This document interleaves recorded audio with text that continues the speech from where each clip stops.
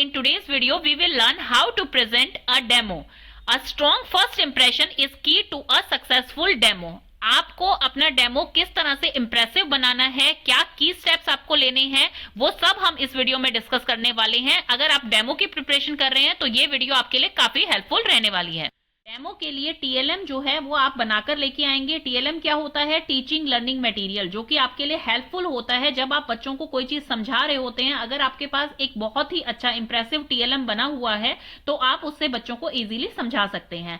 और अगर आपको टॉपिक इंस्टेंट दिया जाता है, ऑन दी स्पॉट दिया जाता है, में आपको टॉपिक जो है प्रिपेयर करना है एंड फिर जो है आपको डेमो प्रेजेंट करना है क्लासरूम में, तो उसके लिए आपके पास हो सकता है टीएलएम ना हो, तो उसकी भी आज हम इस वीडियो में बात करने वाले हैं। Start. Walk calmly and confidently with a warm smile. आपको जो है कामली चल के जाना है, शांति से चल के जाना है, कॉन्फिडेंस आपके फेस पे दिखना चाहिए विद अ वार्म स्माइल, और स्माइलिंग फेस आपका होना चाहिए। नेक्स्ट, सबसे पहले आप ग्रीट करेंगे। बच्चे आपके सामने होंगे, इंटरव्यूअर होंगे, या हो सकता है कि सिर्फ इंटरव्यूअर के सामने ही आपको यहाँ पर डेमो प्रेजेंट करना हो, तो आप बोलेंगे good morning class, how are you all, so that वो आपको रिस्पॉन्ड करें। क्योंकि सबसे पहले टीचर को क्या करना होता है? बच्चों को एंगेज करना होता है, सो दैट जो भी आप पढ़ाने वाले हैं बच्चे उस चीज को ध्यान से सुने। मतलब सबका ध्यान जो है टीचर की तरफ होना चाहिए। तो उसमें आप सबसे पहले बोलेंगे good morning, how are you all, so that वो रिस्पॉन्ड करेंगे। तो क्या हो रहा है? वो एंगेज हो रहे हैं क्लासरूम में। अब मुझे जैसे क्वेरीज आ रही है कि एनटीटी के लिए मैम हमें किस तरह से डेमो प्रिपेयर करना है, प्राइमरी क्लासेस के लिए, सीनियर क्लासेस के लिए। तो देखिए, सीनियर जो क्लासेस होती हैं, जैसे मिडिल एज एंड जो सीनियर सेकेंडरी होती हैं, जो कि आपकी 6th क्लास से लेकर 12th क्लास तक होती हैं, तो वो पहले ही जो है वो इतने समझदार होते हैं स्टूडेंट्स, उनको पता है अगर कोई टीचर डेमो के लिए आई है तो वो शांति से उस चीज को सुनते हैं। लेकिन जितने छोटे बच्चे होते हैं उनको एंगेज करना उतना ही ज्यादा टफ होता है। जैसे सबसे ज्यादा टफ एंगेज करना किसमें होगा? एनटीटी क्लास में होगा। तो उनके लिए कोई कलरफुल से आप ऐसे टीएलएम बना के ले जाएं, फ्लैश कार्ड आप ले जा सकते हैं, जिससे कि क्या हो, आपकी क्लास इंटरेक्टिव बननी स्टार्ट हो जाए। पार्टी के लिए भी आप क्या कर सकते हैं? जैसे कलरफुल कोई भी डायग्राम वहां पर बना के ले जा सकते हैं अपने टॉपिक से रिलेटेड, ताकि उनको आप अच्छे से वहां पर समझा सकें। Let's start. अभी आपने उन्हें विश कर दिया है, ग्रीट कर दिया है। आफ्टर दैट आपका जो व्हाइट बोर्ड होता है वो बिल्कुल ब्लैंक होता है। अगर आपको आपका पसंद का टॉपिक मिला है तो आपके पास जो टीएलएम है, आप उसे व्हाइट बोर्ड पे आपको क्या करना है, जैसे जो आपका चार्ट पेपर होता है उसके 4 कॉर्नर्स पे आप जो है डबल साइडेड टेप लगाकर ले जाएंगे। इस टाइप की होती है डबल साइडेड टेप। इसे डबल साइडेड इसीलिए बोलते हैं क्योंकि दोनों तरफ से ये पेस्ट की जा सकती है। तो एक साइड से जो है ये आप पेस्ट करके ले जाएंगे अपने चार्ट पेपर पे, और दूसरी साइड से आप ये जो कवर है ये रिमूव नहीं करेंगे। जब आपको वहां पर पेस्ट करने के लिए जो भी स्पेस मिलेगा तब आप इसको रिमूव करेंगे, तो वहां पर आपको किसी चीज की एक्स्ट्रा नीड नहीं होगी, और आपका जो टीएलएम होगा, जो चार्ट पेपर होगा, वो इजीली आप स्टिक कर सकते हैं अपने व्हाइट बोर्ड के ऊपर।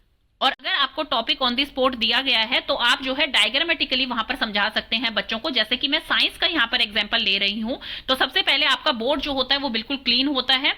फर्स्ट ऑफ ऑल आपको क्या लिखना होता है? अपने लेफ्ट कॉर्नर में डेट लिखनी होती है, जो टुडेज डेट है वो आप यहाँ पर मेंशन करेंगे।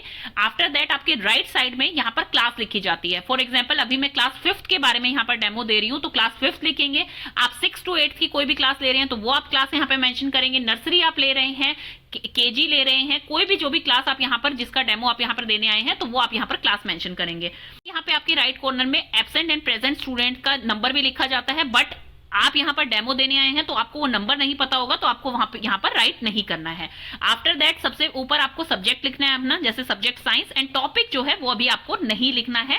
पहले आप क्या करेंगे? बच्चों को एंगेज करेंगे, उनसे कुछ क्वेश्चंस पूछेंगे, सो दैट कि आप टॉपिक तक पहुंचे। क्योंकि यहाँ पे वर्ड टॉपिक मेंशन कर देंगे, लेकिन जो आपका टॉपिक है, जो आप पढ़ाने वाले हैं, वो आप पहले मेंशन नहीं करेंगे, because according to NCF, that is national curriculum framework, and NEP, that is national education policy, learning should be interactive. Teacher should connect it to real life experience और prior knowledge, so that कि आपको prior knowledge से connect करना है अपना topic, तो इसलिए आप यहाँ पर टॉपिक मेंशन नहीं करेंगे। तो अभी मैं यहाँ पर टॉपिक मेंशन नहीं कर रही हूँ, मैं क्या पढ़ाने वाली हूँ। पहले हम कुछ क्वेश्चंस पूछेंगे बच्चों से, चाहे वहां पर इंटरव्यूअर हैं चाहे स्टूडेंट्स हैं। आपको स्टार्ट अपनी क्लास ऐसे ही करनी है डेमो की। फर्स्ट क्वेश्चन आप उनसे पूछेंगे, what did you have for breakfast today? आज आपने ब्रेकफास्ट में क्या खाया? Yes, everyone had a different breakfast. आलू सब्जी, आलू पराठा, पोहा, उपमा, rice. Okay, can anybody tell me from where we get these food? What is the main source of these food? Yes, plants. Can anybody tell me if we get food from plants, then from where plant get their food? Yes, this is our today's topic. तो इतना सब पूछने के बाद आपको इस type से आपको प्योर नॉलेज चेक करनी है स्टूडेंट्स की। इस टाइप से हम अपने टॉपिक तक पहुंचेंगे। जैसे कि हमारा टॉपिक फोटोसिंथेसिस है, अगर मैं डायरेक्टली आते ही यहाँ पर फोटोसिंथेसिस लिख रही हूँ तो क्या हो रहा है, क्लासरूम इतना इंटरेक्टिव नहीं बन रहा है। हम आए हैं टीचर्स और पढ़ा के चले जाएंगे, नहीं, बच्चों से कुछ क्वेश्चन अराइज करने हैं सो दैट हम सब पूरी क्लास को यहाँ पर एंगेज कर सकें। तो इस तरह से हम अपने टॉपिक पे आएंगे। जैसे फोटोसिंथेसिस के लिए मैंने उनसे पहले क्या पूछा कि आप सबने ब्रेकफास्ट में क्या खाया, what did you have for breakfast today. बच्चे वहां पर आंसर देंगे, सबके आंसर जो हैं वो डिफरेंट डिफरेंट होंगे। वहां पर किसी के सेम भी हो सकते हैं बट ज्यादातर के आंसर वहां पर डिफरेंट होंगे। Everyone had a different breakfast. Like किसी ने आलू सब्जी बोला है, वहां पर किसी ने पूरी सब्जी बोला है, आलू परांठा, पोहा, उपमा, तो ये सब कुछ बोला है। फिर हम उनसे पूछेंगे from where did you get this food, आपको ये फूड कहां से मिला। तो फिर बच्चे बोलेंगे from plants, from plants we get fruits, vegetables and different different type of grains also. Then teacher उनसे पूछेगी कि हमें फूड की रिक्वायरमेंट किस लिए होती है, for growth and development and to get energy, energy के लिए और हमारी ग्रोथ एंड डेवलपमेंट के लिए। तो प्लांट भी तो ग्रो करता है। हम उनसे पूछेंगे how do plants make their food, plant अपना खाना कैसे बनाते हैं। तब क्या आता है आपका फोटोसिंथेसिस, क्योंकि बच्चों को ये चीज पता होगी तो बच्चे बोलेंगे फोटोसिंथेसिस। देन हम इस तरह से जो है अपना डायग्राम वहां पर ड्रॉ करेंगे। अगर हमारे पास टीएलएम है तो बहुत ही अच्छी बात है, नहीं तो हम इस तरह से ड्रॉ करके उन बच्चों को समझाएंगे। पीआरटी के लिए जो है वो सिर्फ इतना ही है सिलेबस में कि फोटोसिंथेसिस का मतलब क्या होता है और फोटोसिंथेसिस के लिए रॉ मटेरियल कौन से नीडेड होते हैं और किस तरह से परफॉर्म होती है। बट ये सारा मैंने आगे डिटेल में बना रखा है, ये आप टीजीटी में भी समझा सकते हैं। For photosynthesis plant need raw materials like carbon dioxide and water. Carbon dioxide is taken up from atmosphere through stomata. Stomata are the tiny pores present on the surface of the leaf. Carbon dioxide leaf में कहां से enter कर रहा है, through stomatal opening, जो कि tiny pores present होते हैं लीफ सरफेस पे। Second raw material, that is water, required by plant is drawn from the soil through roots, and sunlight which is present in daytime, and chlorophyll which is essential for completing the process photosynthesis is the green colored pigment present in the leaves of the plant. These are chloroplast, and inside chloroplast which pigment is present, chlorophyll. Carbon dioxide and water in presence of chlorophyll and sunlight converted into glucose, which is essential for survival of plants as it provides energy and support their growth. And oxygen is released as a byproduct which is essential for sustaining life on earth, because we all need oxygen for our survival. पर bilingual होके भी समझा सकते हैं, क्योंकि यहाँ पर किसी एक स्पेसिफिक स्कूल की आप तैयारी नहीं कर रहे हैं, आप किसी भी स्कूल में जाते हैं तो डेमो वहां पर टीचर का लिया जाता है। तो आपको फोटोसिंथेसिस के लिए दो रॉ मटेरियल की जरूरत होती है। फर्स्ट है कार्बन डाइऑक्साइड, जो कि वो कहां से लेते हैं, एटमॉस्फेयर से लेते हैं, और वो कहां से एंटर करता है, लीफ के अंदर। जो लीफ के सरफेस पे टाइनी पोर्स प्रेजेंट होते हैं उससे कार्बन डाइऑक्साइड लीफ के अंदर एंटर करता है। वाटर उन्हें कहां से मिलता है प्लांट्स को, वो सॉइल से एब्जॉर्ब करते हैं। सॉइल के अंदर वाटर एंड मिनरल वो एब्जॉर्ब करते हैं, रूट के थ्रू वो आपके प्लांट में ट्रांसफर कर दिया जाता है वेरियस पार्ट में, तो वो लीफ तक पहुंचता है।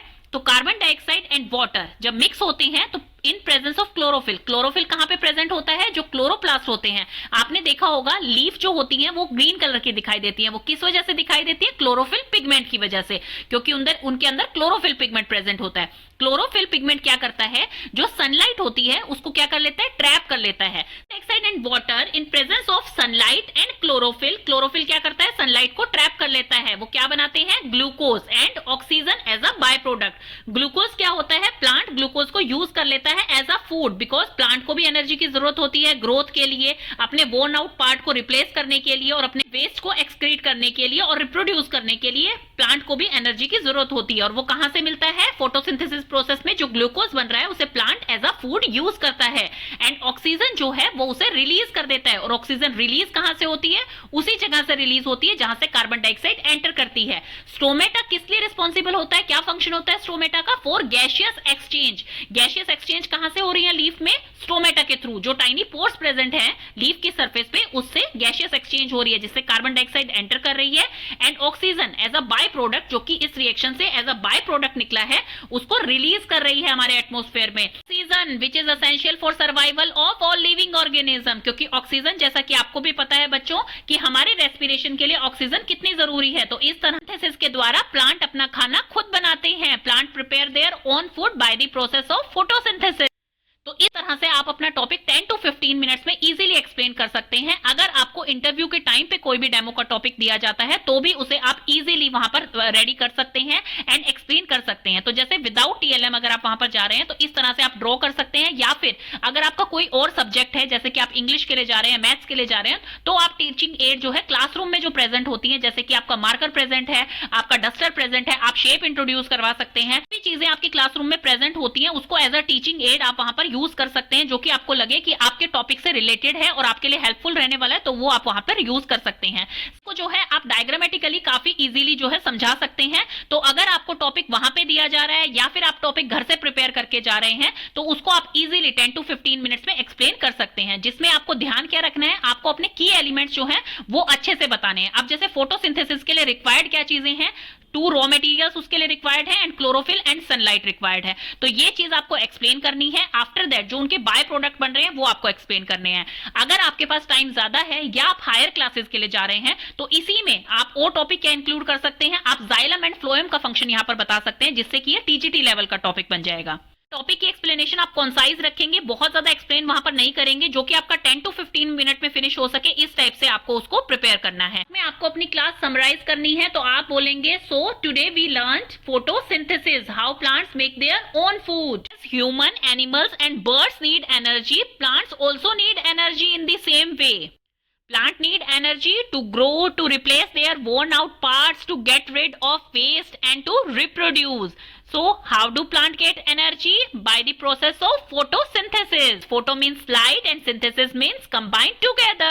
2 raw materials are needed, carbon dioxide and water. In presence of sunlight and chlorophyll, get glucose, which is essential for survival of plant, as it provides energy and support growth and release oxygen as a byproduct. तो इस तरह से आप summary देंगे थोड़ी सी और उसके बाद आप अपनी क्लास एंड करेंगे। इस तरह से आप अपना डेमो जो है वो इंप्रेसिव बना सकते हैं। स्टार्टिंग में जाते ही आपको जो है टॉपिक यहाँ पर नहीं लिखना है, टॉपिक आपको उनसे गैस करवाना है। तो कुछ ऐसे क्वेश्चंस आप प्लान कर लें जिससे कि आप वो टॉपिक जो है बच्चों से ही वहां पर गैस करवा पाए।